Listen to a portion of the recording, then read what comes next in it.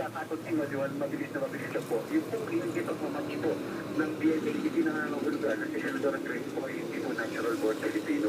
Kung yun po yung naging positive, wala na po tayong pinag-uusapan dito. Tapos na po ang lahat ng kaso, kahit na mobile, kahit po dito sa Senate Electoral Tribunal. Pero dahil nga po sa legal po, BNA ay hindi po nag-match. Isa na po ibig sabihin ay patuloy po yung kaso.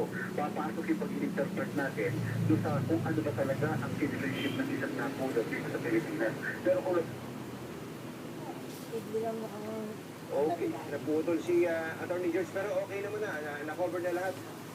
Abangan po natin yung pagitan ng alas 12 ng tanghali at alas 2 ng hapon, inaasahan po ang desisyon ng Senate Electoral Tribunal. Salamat po, Attorney George Garcia. Hindi, kasi nag-ano yan, American citizen yan.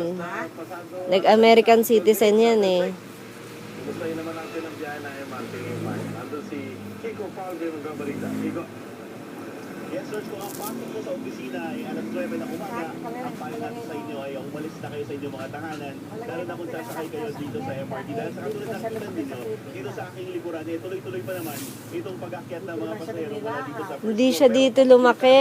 Pagdating sa second floor dito sa Maya Estasyon, Hindi. medyo mahaba na yung pila ng mga pasahero dyan, sir. Ano kaya naman ngayon pa lang ay sinasabi natin na umalis na po kayo dahil maaga nga umalis itong ating mga kababayan dahil ayaw nila na maranasan itong hirap. Pero sa stage siya. Papasok sa mga opisina lalo na dyan sa gawing Makati at Pasay kung saan kalbaryo nga daw itong pagpasok sa opisina at pag-uwi kahapon.